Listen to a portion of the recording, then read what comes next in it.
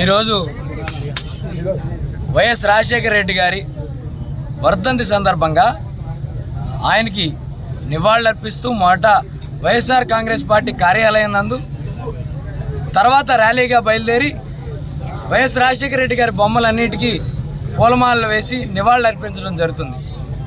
ఈరోజు మీరు గమనిస్తే ఈ కూటమి ప్రభుత్వం వచ్చిన సంవత్సర కాలంలోనే రాజశేఖర రెడ్డి గారిని మళ్ళీ జనం గుర్తు చేసుకునే పరిస్థితి. అంటే మనకి కాలం వెనక్కి గుర్తు చేసుకుంటే 99 నుంచి 2004 వరకు చంద్రబాబు నాయుడు గారు ఏ విధంగా అయితే జనాల్ని హింసిస్తూ బయటికి ఎవరైనా మాకు ఇట్లా సమస్య ఉందని చెప్తే వాళ్ళపైన కేసులు పెడుతూ తొక్కి హిట్లర్ పరిపాలన చేశారో దానికి వ్యతిరేకంగా 2004లో రాజశేఖర రెడ్డి గారిని ఏ విధంగా అయితే జనాలు గెలిపించుకున్నారో ఈరోజు మళ్ళీ 99 నుంచి 2004 పరిపాలన చూసినట్టే ఉంది ఈ చంద్రబాబు గారి కూటమి పరిపాలన అని ప్రతి ఒక్కళ్ళు మాట్లాడే పరిస్థితి. ఎందుకంటే వచ్చిన కాడి నుంచి ఫీజు రియంబర్స్మెంట్లు ఎత్తేసారు, విద్యార్థులకు భారంగా అయింది.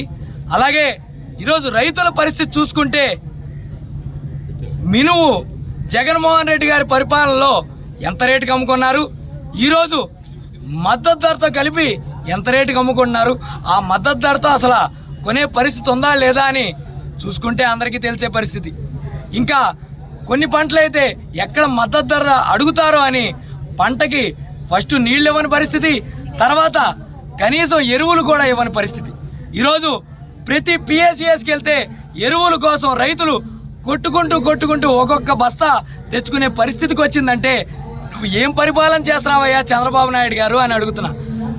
ఒకటే గుర్తెచ్చుకోమన్నా, వైఎస్ రాజశేఖర రెడ్డి గారి హయాంలో కానీ జగన్మోహన్ రెడ్డి గారి హయాంలో కానీ ఈ పరిస్థితి ఉందా అని ప్రశ్నిస్తున్నా.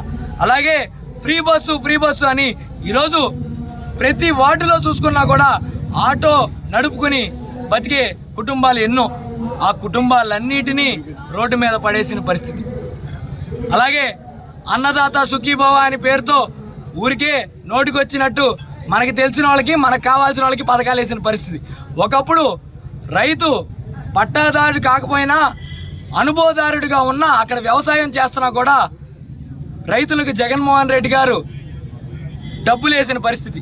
ఈరోజు అన్నదాత సుఖీభవ అనే పేరుతో పెద్ద స్కామ్ చేసి మీకు కావాల్సిన వాళ్ళకే కొద్ది మందికే ఛాలెంజ్ చేస్తా, తెలుగుదేశం నాయకులు ఎవరన్నా వచ్చి ప్రశ్నిద్దాం, ఏ పంచాయతీ మీరంటే ఆ పంచాయతీకి వెళ్దాం. ఇంతకుముందు రైతు భరోసాలు ఆ పంచాయతీకి ఎన్ని వచ్చినాయి, ఈరోజు పరిస్థితి ఎట్లా ఉందని మనం చూసుకుంటే రైతుల్ని ఎంత హీన పరిస్థితిలో ఈ ప్రభుత్వం చూస్తుందో మనకందరికీ తెలిసే పరిస్థితి. అలాగే ఆడవాళ్ళని బాగా చూసుకుంటామని సుగాలి ప్రీతి గారి కేసు గురించి 10 సార్లు ఎత్తి ఈరోజు నేనేం చేయలేనని వదిలేసిన పరిస్థితి. పాపం ఆ పవన్ కళ్యాణ్ గారి మీద మొత్తం నిందేసేసి తెలుగుదేశం వాళ్ళు వాళ్ళని ఎంత విమర్శిస్తున్నా పవన్ కళ్యాణ్ గారిని వీళ్ళు నోరు మెదపని పరిస్థితి. వీళ్ళ కూటమిలో వీళ్ళకే ఐక్యత లేదు, ఇక ప్రజల్ని ఎక్కడ పరిపాలిస్తారు. కాబట్టి ఇక్కడ వచ్చిన ప్రతి సోదరుడు రాజశేఖర రెడ్డి గారు జగన్మోహన్ రెడ్డి గారు ఉన్నప్పుడే మేము కానీ పేద ప్రజలు కానీ సుఖంగా ఉన్నాము.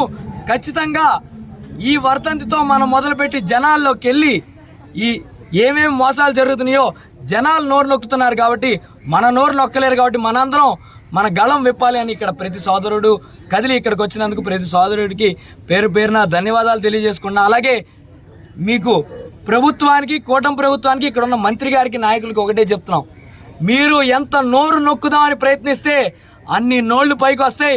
మీ తప్పులు తీసుకొస్తాకి ముందలు పెడతాకి ఎప్పుడూ మేము ముందలుంటామని మరి మీ అందరికీ తెలియజేస్తూ మరొకసారి రాజశేఖర రెడ్డి గారి కోసం నివాళులర్పించడానికి వచ్చిన ప్రతి సోదరుడికి ధన్యవాదాలు తెలుపుకుంటూ జోహార్ వైఎస్ఆర్.